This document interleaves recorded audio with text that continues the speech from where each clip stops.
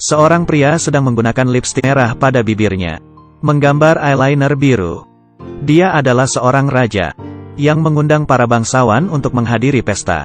Dirinya dengan arogan duduk sembari menyilangkan kaki di atas singgasana. Di luar sedang terjadi hujan badai, dan ada seorang nenek tua berkerudung yang ingin berlindung dari hujan di dalam kastil. Sebagai gantinya, ia akan memberi si pangeran setangkai mawar. Sang raja mengambil mawar itu dari tangan si nenek tua, dan membuangnya ke lantai dengan jijik. Tubuh si nenek kemudian bersinar. Kemudian nenek itu berubah menjadi penyihir yang cantik, yang kemudian mengutuk si raja. Bulu mulai tumbuh di wajah raja. Dirinya berubah menjadi makhluk buas. Bayangan gelap menyelimuti kastil, menyebabkan kastil itu selalu ditutupi oleh es dan salju. Semua orang yang menghadiri pesta itu berubah menjadi perabot, terlupakan oleh orang yang mereka sayangi. Hanya ada sang raja yang tersisa. Satu-satunya cara untuk mematahkan kutukan itu adalah sebelum kelopak mawar terakhir layu. Si raja harus menemukan cinta sejati. Beberapa tahun kemudian, seorang pedagang yang kehilangan arah di hutan tiba-tiba terkena badai salju lebat. Dirinya juga bertemu serigala-serigala. Dengan cepat dirinya melarikan diri dan memasuki kastil secara tidak sengaja. Di dalam kastil, tidak ada seorang pun. Yang ada di dalam adalah sebuah perapian yang hangat, dan makan malam yang mewah. Dia mengambil 2 potong roti. Tiba-tiba cangkir minum bergerak mendekat ke dirinya. Ada wajah pada cangkir minum itu. Kata ibu, sebaiknya aku tidak bergerak, karena kamu bisa ketakutan. Maaf, tidak apa-apa. Pedagang itu ketakutan, dan langsung kabur. Dia melangkah keluar dari kastil, dan melihat bunga bermekaran di kebun. Dia teringat untuk membawa setangkai bunga kepada anaknya. Pada saat dia mengambil setangkai bunga, si pemilik kastil, si makhluk buas menganggapnya sebagai pencuri. Dia pun membawanya. Hanya kuda si pedagang yang berhasil kabur, dan kembali kepada anak perempuan si pedagang. Dia adalah seorang gadis spesial dari Paris, yang suka membaca buku dan menyendiri. Ketika melihat kuda ayahnya, ia pun langsung sadar bahwa ada masalah. Dia mengendarai kuda untuk pergi ke kastil. Dan pada saat memasuki kastil ia mendengar ada yang bergerak. Dia menyuruh agar segera menunjukkan diri. Tapi hanya ada tempat lilin dan jam meja yang nampak di meja. Dia mendengar suara ayahnya terbatuk. Dia menaiki tangga, dan menemukan ayahnya terkurung di ruangan yang gelap. Dia juga bertemu dengan si makhluk buas. Makhluk buas itu berjanji untuk membebaskan ayahnya, dengan syarat dia tinggal di sini menggantikan ayahnya. Dia tahu ayahnya tidak akan setuju. Oleh karena itu dia berbohong, lalu mendorong ayahnya, dan menutup gerbang besi. Daripada ayahnya yang terkurung tidak bisa berbuat apa-apa, ayahnya hanya bisa kembali untuk membawa seseorang yang bisa menyelamatkan putrinya. Lagi pula siapa yang akan percaya ada sebuah kastil di tengah hutan, yang bersalju di bulan Juni, dan pemiliknya adalah seekor makhluk buas. Dia berkata kepada warga desa bahwa anaknya telah diculik. Tapi tidak ada seorang pun yang percaya. Hanya ada seorang yang pantas untuk putrinya. Seorang yang sombong dan narsis, yang bersedia untuk membantu si pedagang menyelamatkan putrinya. Ini adalah tempat lilin yang bisa berbicara. Dia adalah sahabat baik si jam meja yang penakut. Ini adalah sepasang peralatan teh berwajah, yang merupakan ibu dan anak. Ini adalah pembersih debu berbulu merak putih yang bisa terbang. Ini adalah piano yang bisa bermain musik sendiri. Lemari pakaian ini memiliki suara yang lantang. Dan kursi ini terlihat seperti anjing yang berlari.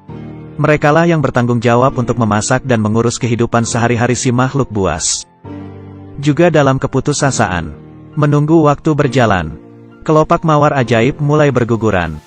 Raja yang berubah menjadi makhluk buas hanya memiliki sedikit harapan untuk jatuh cinta pada seseorang. Berniat untuk menyelamatkan ayahnya, si gadis utama pun muncul. Mereka tidak mematuhi perintah si makhluk buas, dan malah mendandani si gadis dengan cantik. Pertunjukan tarian dan nyanyian yang indah. Teruslah makan, sampai dirimu tidak bisa makan lagi. Lalu kita akan menyanyi dan menemanimu tidur. Si gadis yang ingin tahu pun mengunjungi berbagai sudut kastil. Melihat mawar ajaib yang ditempatkan di bawah tudung kaca. Baru saja dia menyentuh kaca penutup mawar itu, membuat si makhluk buas meraung. Apa yang kamu lakukan? Aku tidak tahu. Apa kamu tahu yang baru saja kamu lakukan? Bisa membuat kita semua mati. Pergi dari sini. Pergi. Si gadis terburu-buru mengendarai kuda keluar dari kastil. Ia pun dikejar oleh para serigala. Dan kuda yang ia kendarai tergelincir di es yang licin. Serigala itu pun menyusul si gadis. Ia turun dari kuda dan mengambil sebatang kayu. Mengayunkannya pada serigala yang menyerang kuda. Seekor serigala menggigit batang kayu itu dan melemparkannya. Dia tidak bisa mempertahankan diri. Seekor pemimpin serigala dengan luka di wajahnya menatap dirinya dan menerkamnya. Tiba-tiba si makhluk buas datang dan menjatuhkan si serigala. 3 serigala menggigit si makhluk buas, menjatuhkannya ke tanah. Makhluk buas mengusir serigala itu satu persatu. Dan sekali lagi serigala menyerang dari belakang. Dia membanting si serigala lagi. Para serigala kabur, tapi si makhluk buas ambruk ke tanah. Si gadis tidak meninggalkan makhluk buas, tapi membawanya kembali ke kastil. Makhluk buas yang sombong ini, di balik penampilannya yang buruk rupa sebenarnya baik hati. Memiliki hati yang berani, tapi pada saat si pangeran kecil, ibunya meninggal. Tidak ada yang mengajarinya cara untuk bergaul. Dan menyayangi seseorang adalah sesuatu yang didapatkan dengan cara dipelajari. Tapi si pria narsis yang ingin menyelamatkan si gadis, tidak memiliki kemampuan ini. Dia bersama ayah si gadis berkeliling hutan, tapi tidak bisa menemukan jalan masuk ke kastil. Dirinya menjadi tidak sabar. Merasa omongan si pedagang hanyalah bualan belaka. Kamu tidak mempercayai perkataanku. Mengapa kamu ikut denganku? Karena aku ingin menikahi putrimu. Kamu tidak akan pernah menikahi putriku. Si pria narsis pun marah dan mengikat ayah si gadis. Melemparnya ke pohon besar dan meninggalkannya untuk dimakan para serigala. Beruntung seorang wanita tua yang tinggal dekat sana menyelamatkannya. Si makhluk buas terbangun. Dan ternyata si gadis berada di sampingnya dan menemaninya setiap saat. Cinta tidak bisa dilihat oleh mata. Cinta hanya bisa dirasakan oleh hati. Maka mata cupid di lukisan selalu buta. Kamu tahu Shakespeare? Aku bersekolah di sekolah mahal. Makhluk buas yang mau tapi malu bangun dan membawa si gadis ke ruangan yang menyerupai perpustakaan. Ternyata si makhluk buas juga suka membaca. Setiap waktu, seiring dengan berjalannya waktu, mereka mulai saling menyukai. Membaca buku bersama, makan malam bersama, dan menikmati pemandangan danau beku yang indah. Makhluk buas memperlihatkan si gadis buku sihir yang ditinggalkan oleh si penyihir. Peta dunia yang ada di buku itu dapat membawanya kemana saja yang ia inginkan. Si gadis pergi ke loteng di mana ia menghabiskan masa kecilnya. Menemukan barang-barang tua dan sebuah pahatan mawar. Sehabis mengunjungi loteng itu, si makhluk buas menyimpulkan, ibu si gadis terinfeksi wabah penyakit. Untuk mencegah agar anaknya tidak terinfeksi juga, ayah si gadis membawa anaknya ke pedesaan. Sekarang si ayah yang telah diselamatkan oleh seorang wanita tua, mengungkap dirinya nyaris terbunuh oleh si pria narsis, yang mengikat dirinya di pohon dan meninggalkannya untuk dimakan oleh para serigala. Si pria narsis membalas dengan mengatakan bahwa si pedagang berbicara omong kosong. Tekoteh yang bisa berbicara. Makhluk buas yang tinggal di kastil. Sudah pasti si pedagang sudah gila. Si gadis melihat melalui kaca ajaib. Susah sekali untuk melihat wajah ayahnya. Si makhluk buas memberikan si gadis kaca ajaib itu, dan menyuruhnya bergegas menolong ayahnya. Ia telah jatuh cinta dengan si gadis. Mengetahui cinta tidaklah egois. Dan membebaskan si gadis. Jika si gadis mencintainya juga, pastilah ia akan kembali. Si gadis kembali ke kota. Mengatakan semua yang dikatakan ayahnya benar. Dan memperlihatkan cermin ajaib. Dan terlihat wajah si makhluk buas di dalamnya. Hal ini membuat semua orang takut. Si pria narsis merebut kaca ajaib tersebut. Berkata si gadis telah dipengaruhi oleh sihir jahat. Dan menyuruh warga menangkap dia juga. Semuanya berencana untuk pergi ke kastil untuk menangkap si makhluk buas. Menyadari si gadis tidak akan kembali. Dan banyak orang menyerbu kastil.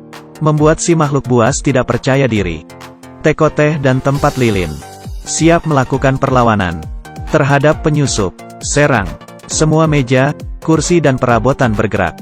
Menyerang warga yang membawa obor. Lampu di dinding juga memukul orang yang lewat.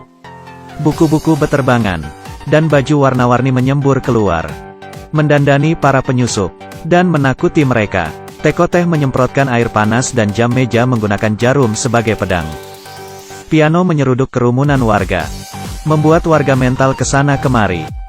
Dia dan Lemari adalah sepasang kekasih. Lihat Lemari, aku akan menyanyi.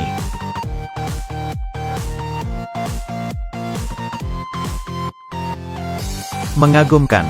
Tuts piano dilontarkan keluar, menembak para warga dengan membabi buta. Tempat lilin membakar kembang api di lantai, membuat semua lari kocar-kacir. Piano berbicara terjatuh, membuat pengikut si pria narsis mundur. Bantu aku. Si pria narsis malah berkata, pahlawan sedang sibuk. Dia berencana membunuh si makhluk buas. Si gadis yang dikurung pria narsis memberikan ayahnya pahatan mawar, dan memberitahu ayahnya kebaikan dan keberanian si makhluk buas. Si ayah menggunakan pahatan itu untuk membuka borgol, dan kemudian melarikan diri menuju ke kastil. Si gadis melihat si pria narsis memegang pistol, kemudian menembak si makhluk buas. Si makhluk buas menatap si gadis, dan menerjang si pria narsis. Tapi si pria narsis menembak makhluk buas dari belakang. Si makhluk buas terjatuh dalam pelukan si gadis. Terjadi longsor di pijakan si pria narsis, membuatnya terjatuh. Kelopak terakhir bunga mawar ajaib pun jatuh ke tanah, dirubah menjadi tempat lilin oleh sihir. Lemari, Tekoteh dan cangkir teh berkumpul, merasa sudah tidak ada harapan lagi. Mereka akan menjadi perabotan untuk selamanya. Keajaiban, muncullah. Si gadis mencium si makhluk buas, dan wanita tua yang menolong ayah si gadis muncul di hadapan mawar ajaib. Dia hanya berpura-pura menjadi wanita tua. Dengan lambaian tangannya, bunga mawar itu segar kembali. Kelopak mawar mengelilingi si makhluk buas. Dia kembali menjadi seorang pangeran. Sinar matahari menyinari kastil. Para perabot sudah kembali menjadi manusia. Mereka pun berdansa bersama, karena cinta dunia menjadi lebih indah.